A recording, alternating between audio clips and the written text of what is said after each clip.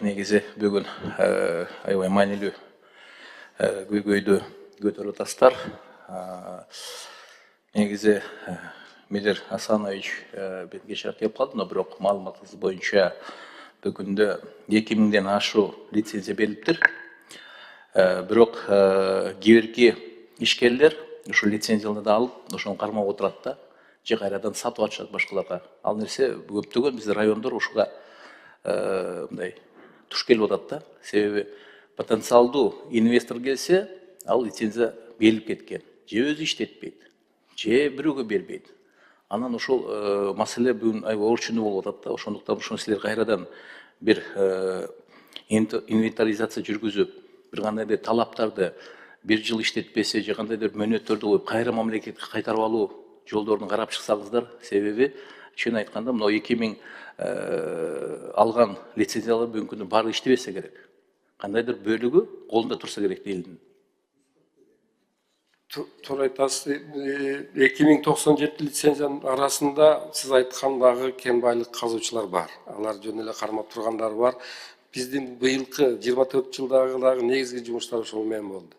Алардын кылган жумуштарына баа берип, жана мен жогоруда айткан 300 лицензия кайтарылды. Ошол срокторго келбеген лицензияларды кайтардык. Бүгүнкү күндө мыйзамда ошондой талаптар бар. 22-жылы аны кыскартканбыз. Мисалы чалгындоого 3 жылдан ашык берилбейт, жана долбоорлоого 2 жыл. Биз азыр жер казынасы жөнүндө мыйзамды дагы өзгөртүүгө бир топ ушундай чектөөлөр жөнүндө өзгөртүүлөр иштеп чыгып жатабыз. Буюрса жакынкы айларда киргизебиз. Анан бул эки тараптуу бир категорияга бөлүп жасашка туура келип атат. Себеби ошол долбоорлоого берилген 2 жыл кээ бир чоң мега проектлерге ал аздык кылат экен. Кээ бир башка кендерге, мисалы көмүр казууга, ал көптүк кылат, сиз айткандан кармап тура берет. Ошон үчүн бир кен байлыктардын категориясына карап жасайлы деген азыр ниетте турабыз, жасап киргизебиз буюрса. Себеби биз муну менен көрүп атабыз да, баягы элге барып жолугушканыбызда кээ биздин ишкерлер ушундай бир ишкана ачабыз десе, кандайдыр бир шылымдар ошо бүтө элек бүтүп аткан кен байлыктарды алып келип, мына меники мына бүтүп атат, мен сага сатайын деп келет экен да. Эмне үчүн өздөрү түзө ала албайт? Себеби беркилер барып уже кандайдыр бир бөлүк документтерин тапшырып, алдын эле ою буну алып эле сатуу экен да, иштетүү эмес. Ошону катуу көзөмөлгө алып, кандай бир проекттерди карап чыгып, ордуна барып, аны изилдеп, ошондой иштесеңиздер, мен ойлойм, ошол баягы максатыңарга жетесиздер деп. Аны экинчи суроо мына суу боюнча. Суу боюнча мына өкмөттүн токтому менен бир нече пайызын көтөрбөдүбү? Бүгүнкү күндө ошо сиздер менен ишкерлердин ортосунда көп түшүнбөстүк болуп атат да. Себеби суудун пайызын силер көтөрдүңүздөр, анан бүгүн ошону төлөбөсө, силер лицензияны кайтара алып атасыздар да. Эгер ошол талаптарды аткарбаса. Эл ого бүгүн даяр болбоду да, ошондуктан ушундай нерсени киргизип атканда алдын ала, хотя бир жыл алдын буну түшүндүрүш ишти жүргүзүш керек дейм мен. Мына кийинки жылы биз могу пайызын көтөрөбүз. Ошого даяр болгула. Эгерде силер ошо даяр болсоңор, анда иштетпегиле. Алдын ала анда тапшырга биз башкасына берели деп. Себеби ушул көйгөй көп жерде көтөрүлүп атат да. Буну тез арада эле кандайдыр бир мезгилде карап чыгып эле өкмөттүн токтому менен бекитип эле көтөрүп салдыңар, айыл ого даяр болуптур да. Себеби мындай да, ар бир ишкер бир жыл, 2 жыл алдын планирование кылат. Мондай затрат кылам, мен мондай иштетем, монча пайда көрөм деп. Анан ошол мезгилде силер көтөрө койсоңор пайызны, бул пландан уже чыкпай калып, албетте суроолор пайда болот экен. Анан мына көптөгөн өзүңөр көрөсүңөр, көптөгөн жерде булар ишкерлер сотко берип, соттошуп жүрөт. Себеби бул кандайдыр бир тез арада кирип калды, сал мыйзамга дал келбей калды деп. Ошон үчүн ушуну алдын ала ушундай көтөрүүлөр болсо, суудун пайыздарына, ошону элдер менен түшүндүрүү жүргүзүп, мына кийинки жылы же бир жылдан кийин ушул нерсе каралат, көтөрүлөт. Ошон үчүн алдын ала пландарыңарды карап чыгып, ошону караңыздар деп. Анан үчүнчү маселебиз мына салык жана салыктуу эмес кирешелер боюнча. Мына салыктуу эмес боюнча бүгүн тоо кен тармагы боюнча көптөгөн биздин ишкерлер ошону иштетет, бирок бизде ошол жерде фонддор бар да, фонд развития деп. Ошол кандай кетип атат? Ошол фонддорго ошол түшө турган акчалар түшүп, ошолорду элдин арасында ошо турлы распределение болуп ошолордун социалдык маселелери, жол маселелери чечилип атабы? Сурооңузга рахмат, Нармекович. Туура белгиледиңиз, бүгүнкү күндө биз бир тараптуу эле талаптарды күчөтүүнүн үстүндө иштебешибиз керек. Биз ишкерлердин да шарттарын карашыбыз керек.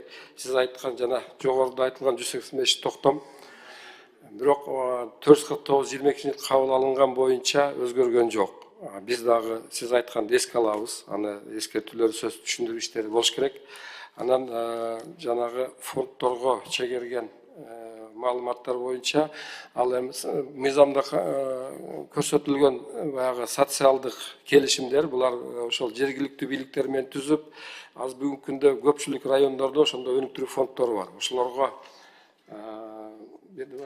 отчисление кылып турушат. Бизге мына бизде 24 жыйынтыгы менен отчисление на развитие и содержание инфраструктуры местного значения деген төлөмдөр бар. 2 миллиард 338 миң сом акча которуптур ушул кем байлыкты пайдалануучулар.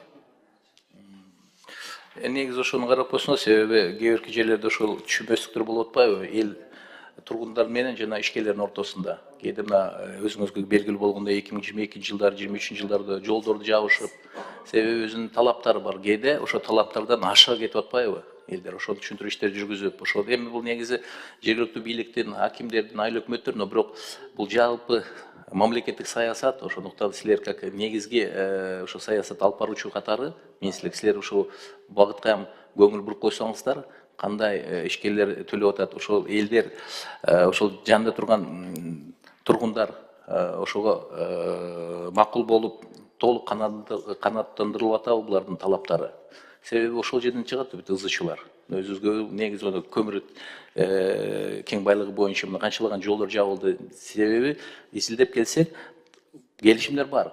Бирок кээде кандайдыр бир келишимдер кошулбай калыптыр, ошону кошумча кылып киргизебиз деп көп тополоң болушат экен да. Себеби бул мындай тармактуу карашыбыз керек баардыгыбыз эле. Негизи ошону эске алып койсоңуздар, анан Мидир Асанович, негизи сизге жумушуңузга ийгиликтерди каалайбыз. Бүгүнкү күндө чын айтканда силер бир чоң оор тармактын жетектеп алып барып атасыздар. Бирок мына бул жерде коллегалар туура айтты, бул жерде экологияны эстен чыгарышыбыз керек.